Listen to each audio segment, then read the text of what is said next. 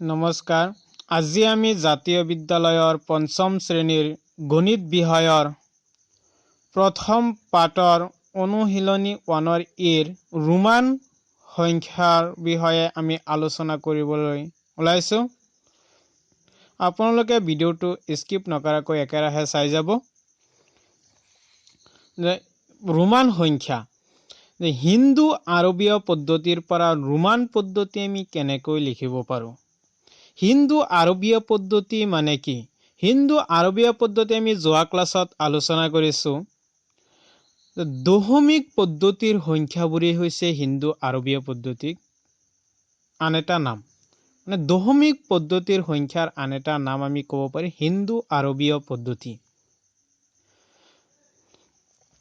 আমি আৰবীয় পদ্ধতিৰ বিষয়ে যোৱা ক্লাছত ধুনীয়াকৈ আলোচনা কৰিছো। ক'ৰ পৰা আহিল হিন্দু আৰবীয় পদ্ধতি? ঠিক আছে। হিন্দু আৰবীয় পদ্ধতি আমি 1, 2, 3, 4, 5, 6, 7, 8, 9, 10, 11, 12, 13 এইবিলাকে হৈছে হিন্দু আৰবীয় পদ্ধতি। কেনেকৈ আমি ৰোমান পদ্ধতিত নিওঁ আপোনালোকে জানে। এইটো 1 আমি লিখো I, 2 লিখো 2টা I, 3 লিখো 3টা I, 4 লিখো I আৰু এটা B, 5 লিখো B। এনেকৈ আপোনালোকে এহলৈ লিখিব পাৰিব। কিন্তু ডাঙৰ সংখ্যাবিলাক কেনেকৈ লিখিব তাৰ এটা এটা দিছো মই যে 50টো কেনেকৈ লিখিব। 50টো লিখিলে L দি চিহ্নিত কৰা হয় আৰু 90টো কেনেকৈ লিখিম। 90টো লিখিলে XC আমি লিখিব লাগিব। 100টো C দি নামকৰণ কৰা হয়। 400 লিখা হয় C আৰু D, CD আৰু 500 কোৱা হয় D, 1000 কোৱা হয় M। এতিয়া তাতকৈ আৰু ডাঙৰ সংখ্যাবিলাক আমি কেনেকৈ লিখো। এতিয়া ইয়াত B মানে 5 আমি জানো। কিন্তু Bৰ ওপৰত এই আঁচটো দিয়াৰ লগে লগে 1000 গুণ বাঢ়ি যায়। এই আঁচটো দিয়াৰ লগে লগে 1000 গুণ বাঢ়ি যায়। 5 পূৰণ 1000 কিমান হ'ব? 5000। 10 আমি জানো X মানে 10। কিন্তু এই আঁচটো দিয়াৰ লগে লগে 1000 গুণ বাঢ়ি যোৱাৰ লগে লগে কিমান হ'ব? 10 পূৰণ 1000 10000 হৈ যাব। আমি মানে 50 জানো। কিন্তু ৰ ওপৰত আঁচটো দিয়াৰ লগে লগে 1000 গুণ হৈ যাব। কিমান হ'ব? 50000। চিৰ ওপৰত আঁচ দিয়াৰ লগে লগে C মানে 100 আমি জানো। আঁচ দিয়াৰ লগে লগে কিমান হ'ব? 100 পূৰণ 1000 কিমান হ'ব? 1 লাখ হৈ যাব। আৰু XC মানে আমি জানো 90। আঁচ এটা দিয়াৰ লগে লগে 1000 গুণ বাঢ়ি যাব। 90 পূৰণ 1000 কিমান হ'ব? 90000। আমি ডাঙৰ সংখ্যাবিলাক এনেকৈ লিখো। কিন্তু এতিয়া আমি অনুশীলনী 1ৰ ইৰ কেইটামান অংক আলোচনা কৰোঁ। এটা অংক হৈছে তলৰ সংখ্যাবোৰ ৰোমান সংখ্যাঙ্কন পদ্ধতিত লিখা। 1 নম্বৰ অংকত দিছে।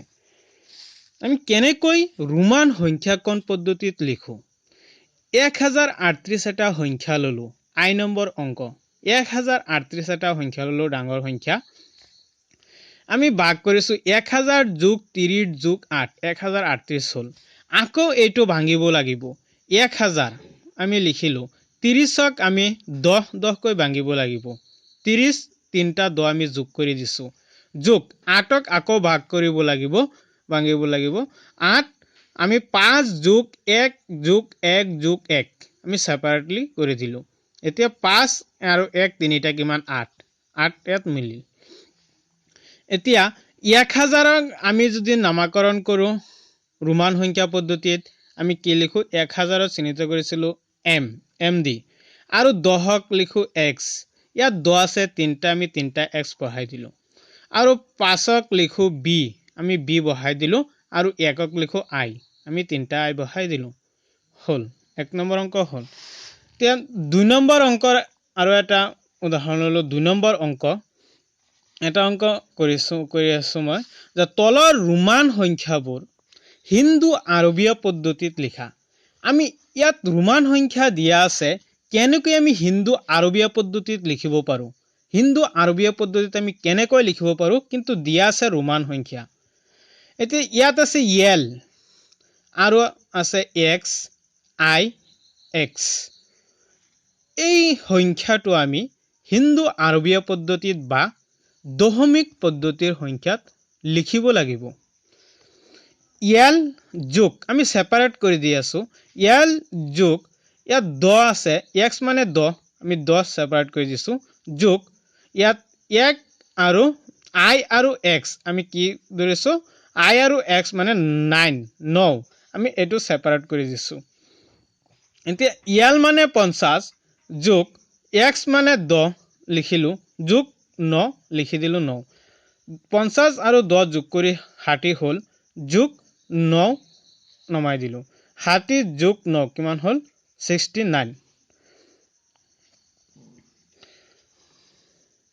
আপোনালোকে ভিডিওটো শেয়াৰ কৰিব লগৰ বন্ধু বান্ধৱী সকলৰ ওচৰত শেয়াৰ কৰিব আৰু সাবস্ক্ৰাইব কৰিব যাতে মই দিয়া নতুন নতুন ভিডিও আপোনালোকে সহজে পাই যায় ধন্যবাদ